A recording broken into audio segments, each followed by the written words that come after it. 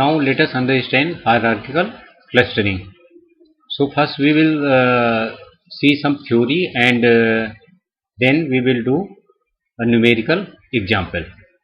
So here we will also use the distance criteria, distance to measure the similarity, and this method does not require number of clusters in the input. जैसा कि हमने देखा था कि k means algorithm में हमें number of clusters के input चाहिए, तो यहाँ पे k की जरूरत नहीं है, but here we require some termination condition. तो यहाँ पे आप देख सकते हैं कि यहाँ पे हमारे पास A B C D E कुछ पॉइंट्स हैं, तो इन पॉइंट्स को हमने पार्टीशन किया है और फिर फर्दर इन पॉइंट्स को पार्टीशन किया है, तो यहाँ पे हायरार्की ऑफ क्लस्टर्स बन गई यहाँ पे. तो ये एक क्लस्टर था, इससे फर्दर दो क्लस्टर्स बने, इन दो क्लस्टर से फिर फर्दर दो क्लस्टर्स बने, इसी तरह से यहाँ पे क्लस्टर बना एक. तो इस तरह से हमारी ये एल्गोरिथम या तो पार्टाइटिव हो सकती है या डिवाइसिव हो सकती है.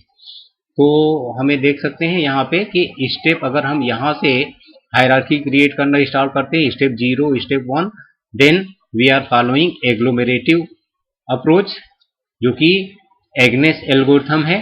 और या फिर हम अगर टॉप से लेके स्मॉलर क्लस्टर की तरफ अगर हम स्टेप्स फॉलो करते हैं, स्टेप 0 से लेके स्टेप 4 तक, तो this means we are dividing the whole data into smaller clusters.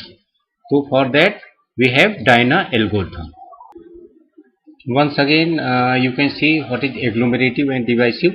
So here in this agglomerative a bottom approach is followed. In this each observation starts in its own cluster and pairs of clusters are merged to one move up in the hierarchy. While in divisive this is a top down approach and here all observation starts in one cluster, means all the objects are in one cluster, then they are splitted successively to smaller clusters and moves down in the hierarchy. Some more facts about hierarchical clustering. It creates hierarchy of clusters on the data set. Hierarchical tree shows levels of clustering with each level having a larger number of smaller clusters. As we have seen that hierarchical algorithm can be either agglomerative or divisive. All agglomerative hierarchical clustering algorithm begin with each object as a separate group because it is bottom up approach, and these groups are successively combined based on similarity until there is only one group remaining or specified termination condition is satisfied. तो यहाँ पे जब तक एक group नहीं बन जाता hierarchy में तब तक हम इसको मूव करते जाएंगे, मर्ज करते जाएंगे, या फिर कोई कंडीशन दिया होगा कि हमारे पास इतने लेवल्स तक हमें इसको पहुंचाना है. तो for n objects n-1 mergings are done. तो ये हमारे पास एक हायरार्किकल स्ट्रक्चर बन गया है क्लस्टरिंग का. तो इसमें k इक्वल टू 1 यानी लेवल 1 पे हमारे पास एक क्लस्टर है, इसी तरह से लेवल 2 पे हमें कितने क्लस्टर्स बढ़ते जाएंगे, तो हम k के बेसिस पे हम स्टॉप कर सकते हैं, यानी k गिवन हो सकता है कि आपको कितने लेवल तक जो है इसको डिवाइड करना है. तो ये हमारी एक टर्मिनेशन कंडीशन हो सकती है. Now we will see the algorithm used for hierarchical clustering. So we will follow agglomerative approach, that is from bottom to top approach. Here we are given it with set of n objects that we want to create group. A distance function will also be given, that is to find the distance between C1 and C2. For next is for I equal to 1 to n, because we are given with n points, x1 से लेके xn तक हमारे पास n points हैं और हमारी agglomerative है, bottom up है, इसका मतलब हम हर एक पॉइंट को एक क्लस्टर मानेंगे. तो इसलिए हमने यहाँ पे 10 क्लस्टर्स 1 से लेके n तक n क्लस्टर्स क्रिएट किए हैं. फर्स्ट C1 के अंदर फर्स्ट पॉइंट आ गया, C2 के अंदर सेकेंड पॉइंट आ गया. तो इस तरह से हम हर एक पॉइंट को एक नए क्लस्टर में बना देंगे. फिर ये है हमारा C. Capital C is set of all the clusters और set of all the points. तो हम यहाँ C1 C2 हम अगर मान लीजिए न्यूमेरिकल एग्जांपल है x1 x2, तो हम इनको पॉइंट्स को ही लिखेंगे। हमें C1 C2 करके भी लिख सकते हैं हम, C1 equal to x1, C2 equal to x2, इस तरह से भी करके लिख सकते हैं। But these are actually the clusters. यहाँ पे हम लेवल को इनिशियलाइज करेंगे नंबर ऑफ पॉइंट्स प्लस 1, और यहाँ पे C डॉट साइज, C यानी इसके अंदर नंबर ऑफ क्लस्टर्स जितने हैं जब तक ग्रेटर देन 1 है तब तक ये हमारा लूप चलेगा। और इस लूप के अंदर क्या है कि we are finding the minimum distance between any two points और एनी टू क्लस्टर्स। तो ये हमारे पास जितने भी क्लस्टर्स हैं C1 C2 के साथ, C1 का C3 के साथ, C1 का CB के साथ, तो हर एक के साथ हम डिस्टेंस कैलकुलेट करेंगे। जिसकी भी डिस्टेंस मिनिमम आएगी हम वो डिस्टेंसेस फाइंड आउट करेंगे और उन दोनों पॉइंट्स या उन दोनों क्लस्टर्स को हम मर्ज कर देंगे। यानी जो मिनिमम डिस्टेंस वाले पॉइंट्स हैं जिनके बीच की डिस्टेंस मिनिमम है, अभी एग्जाम्पल में और क्लियर हो जाएगा। तो हम जो मिनिमम पॉइंट्स मान लिया x1 और x5 के बीच की डिस्टेंस बाकी सभी से कम है, जैसे x1 x2 से के बीच की डिस्टेंस कुछ होगी, x1 x7 की कुछ डिस्टेंस है, तो मान लिया x1 x5 की डिस्टेंस सबसे कम है, तो इसका मतलब हम x1 x5 को ग्रुप कर देंगे और इसको हम लिस्ट से रिमूव कर देंगे। ये जो मिनिमम पॉइंट्स मिनिमम डिस्टेंस वाले पॉइंट्स थे उनको हम इस क्लस्टर्स के सेट से रिमूव कर देंगे और उनको मर्ज करके एक साथ कंबाइन करके इस C में, कैपिटल C में फिर से ऐड कर देंगे और लेवल को हम एक और इंक्रीमेंट कर देंगे। तो ये एल्गोरिथम हम एक बार फिर से देख लेंगे। अभी पहले हम एग्जांपल देख लेते हैं तो ये एल्गोरिथम समझने में और आसानी रहेगी। So here is the example. Suppose the input of the simple agglomerative algorithm describe above, जो हमने अभी पढ़ा है, इज सेट x। तो ये हमारा सेट ऑफ पॉइंट्स हैं या सेट ऑफ ऑब्जेक्ट्स हैं। ये पेयर कोऑर्डिनेट्स पॉइंट्स हैं, तो हर एक कोऑर्डिनेट पॉइंट एक ऑब्जेक्ट है। ये हमारा मैट्रिक्स या ग्राफिकल फॉर्मेट में डेटा हमारा रिप्रेजेंटेड है और इसके हमें क्लस्टर्स बनाने हैं। Here we will use Manhattan distance. तो मैनहट्टन डिस्टेंस क्या होती है ये हमने अभी पिछले के मींस क्लस्टरिंग में भी देखा था और दोबारा देख लेते हैं। तो ये डिस्टेंसेस हमने यहाँ पे पढ़ा था। तो हमारी जो मैनहट्टन डिस्टेंस अभी हमारी हायरार्किकल में यूज हो रही है, तो point xi minus yi difference और समेशन, तो अभी हम इसे यूज करेंगे। तो मैनहट्टन डिस्टेंस हमने यूज करेंगे हम। And the single link method for calculating distance between clusters, the set x contains n equal to 10। हमारे पास यहाँ पे 10 पॉइंट्स हैं x1 से लेके x10 तक। x1 इक्वल टू 0,0, तो ये हमारा first point 0,0, this is x1। जैसे हमने एल्गोरिथम पढ़ी थी उसी के अकॉर्डिंग हम यहाँ पे स्टार्ट करते हैं। हम कैपिटल C जो हमने सेट ऑफ क्लस्टर्स माने हुए थे, तो हमारे ये जो x1 पॉइंट है, x2 पॉइंट है, x3 पॉइंट है, वो जो हमने अभी यहाँ पे देखे, तो x1 इज इक्वल टू 0,0, 1,1, तो आप x1 x2 यहाँ पे आप दिखा सकते हैं। पहले तो यहाँ पे x1 equal to x2 equal to, यहाँ पे x1 से लेके x10 तक इक्वल टू करके सारे पॉइंट्स को आप असाइन कर सकते हैं। इसके बाद यहाँ पे आप x1 x2 दिखा सकते हैं या पॉइंट्स की वैल्यूज लिख सकते हैं। तो यहाँ पे हर एक वैल्यू को एक क्लस्टर मानना है, क्योंकि ये बॉटम से अप अप्रोच है, यानी हम स्मॉलेस्ट वैल्यू को एक क्लस्टर की तरह एज्यूम करेंगे और फिर हम इन्हें मर्ज करते जाएंगे और जो जिन वैल्यूज को मर्ज कर देंगे वो वैल्यूज यहाँ से रिमूव हो जाएगी और मर्ज्ड वैल्यू हमारे इस क्लस्टर ग्रुप में आ जाएगी। तो L इक्वल टू 11, तो ये तो एल्गोरिथम को रन करने के लिए, एल्गोरिथम के अकॉर्डिंग चलने के लिए हमें L इक्वल टू 11 करना है, यानी जो हमारे पास नंबर ऑफ पॉइंट्स थे उससे +1 इसको लेवल करना है। और C डॉट साइज क्या है, नंबर ऑफ पॉइंट्स या number of clusters in C, तो that is C dot size.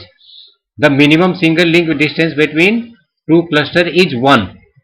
अब हम इसे देखेंगे कि x1 और x2 के बीच की डिस्टेंस कितनी है। That is between any pair of objects. तो किसी भी पेयर ऑफ ऑब्जेक्ट के बीच में जो सिंगल लिंक की डिस्टेंस है, यानी दो पॉइंट्स के बीच की डिस्टेंस है, वो कितनी है। This occurs in two places between C2 and C10 and C3 and C10। तो पहले हम यहाँ पे कुछ डिस्टेंसेज कैलकुलेट कर लेते हैं। तो जैसे ये C1 या X1 और X2 है, तो ये हमारा C1 और C2 भी हम मान सकते हैं। तो इसके बीच की डिस्टेंस क्या है, 1 माइनस 0 प्लस 1 माइनस 0, इसकी डिस्टेंस आई 2। इसी तरह से 0 और यानी C1 और C3 के बीच की भी डिस्टेंस हम निकाल लेते हैं। तो 3 माइनस 0 इज 3 और 1 माइनस 0 इज 1, तो दिस इज 4। तो इस तरह से C1 का C2 के साथ, C3 के साथ, C4 के साथ, हर एक पेयर के साथ आपको डिस्टेंस कैलकुलेट करनी है। और अब हम यहाँ पे देखते हैं कि जो बताया गया है कैलकुलेशन के बाद कि C2 और C10 के बीच की डिस्टेंस मिनिमम है। तो C2 और C10 की डिस्टेंस देखते हैं हम क्या है। यहाँ C2 पॉइंट हमारा 1,1 है और C10 पॉइंट 2,1 है। तो 2 माइनस 1 इज 1 और 1 माइनस 1 इज 0। तो C2 और C10 की बीच की डिस्टेंस हमारी 1 आ गई। इसी तरह से एक और पेयर एग्जिस्ट करता है C3 और C10, इसके बीच की भी डिस्टेंस मिनिमम है। तो C3 हमारा 3,1 है और C10 हमारा 2,1 है। तो इनके बीच में भी डिस्टेंस देखें तो 3 माइनस 2 इज 1, 1 माइनस 1 इज 0। तो यहाँ पे भी C3 और C10 के बीच की भी मैनहट्टन डिस्टेंस हमारी 1 आ रही है। तो अब हमारे पास दो ऑप्शन है मर्ज करने के लिए, इन दोनों में से हम किसी को एक को सिलेक्ट कर लेंगे। तो यहाँ पे जो एल्गोरिथम में दिखाया गया था C min1 और C min2, ये हमारे C2 और C10 हुए, या C3 और C10 ले सकते हैं, पर फिलहाल हमें एक लेना है तो हम C2 और C10 को कंसीडर करते हैं। तो C2 एंड C10 पॉइंट्स को, यानी X2 और X10 पॉइंट को हम मर्ज कर देंगे और यहां से रिमूव कर देंगे C से, और इस नए पॉइंट को C में ऐड कर देंगे। एल्गोरिथम यही है। तो यहाँ पे L इज इक्वल टू 10 हो गया। रिमूव L की जरूरत बस एल्गोरिथम को स्टॉप करने के लिए है, अदरवाइज L नहीं भी यूज करेंगे तो ये बाद में आपको एक ही क्लस्टर मिलेगा।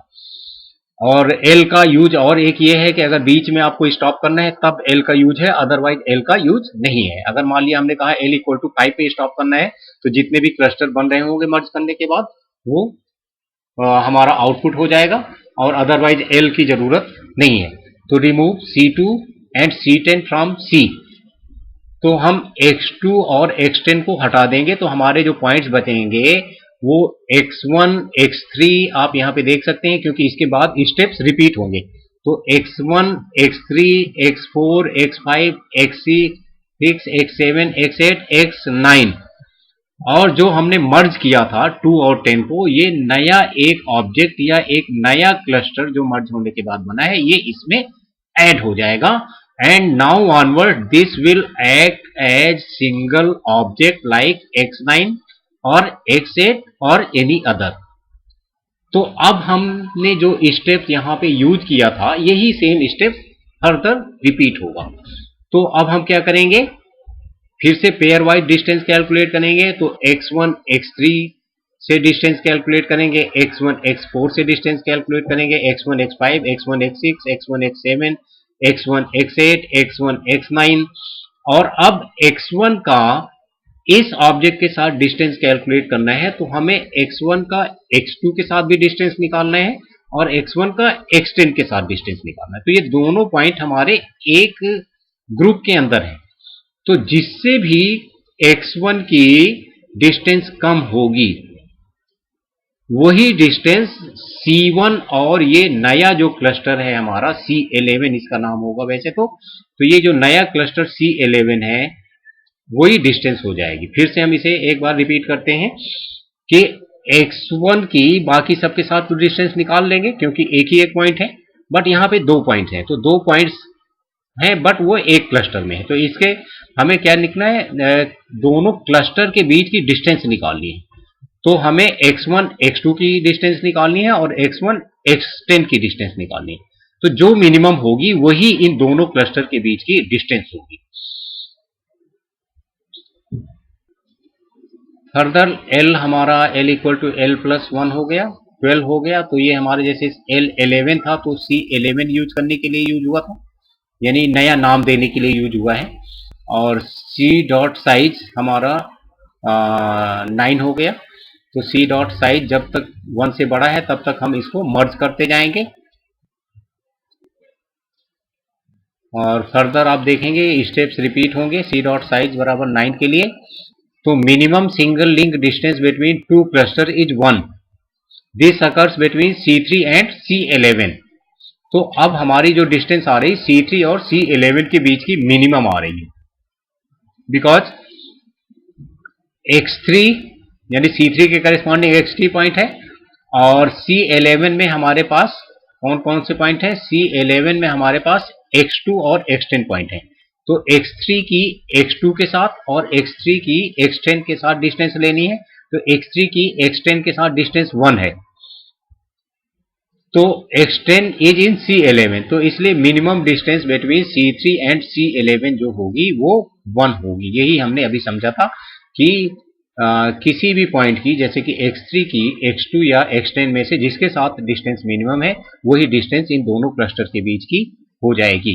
तो अब हम क्या करेंगे, X3 को इस C11 के साथ मर्ज कर देंगे या यूनियन कर देंगे। तो ये हमारा जो पॉइंट बनेगा X3 कामा, और ये एक पॉइंट ऑलरेडी था तो ये पॉइंट हमारा सेट के अंदर आ गया। तो X3 कामा ये पॉइंट ऑलरेडी C11 था, तो ये हमारा नया क्लस्टर ग्रुप बन जाएगा जिसका नाम हो गया C12। C12 कैसे आया? वो L के बेसिस पे हम अलग से कैलकुलेशन में याद रख सकते हैं कि अभी कहां तक के नाम हमने क्लस्टर के रख दिए हैं, उसके बाद नया नाम हम कोई भी रख सकते हैं, या फिर CABCD करके कोई सा भी नाम इसे आप रख सकते हैं, जरूरी नहीं कि इसको आप नंबर के फॉर्मेट में ही दें।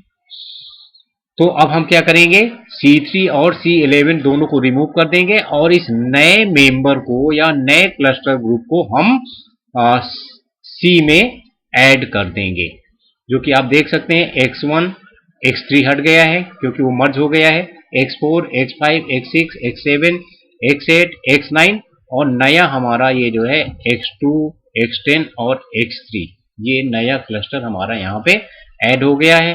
L चलेगा, फर्दर ये काम आप करते रहेंगे तो ये सारे हमारे मर्ज होके नए क्लस्टर्स, नए हायरार्की बन जाएगी।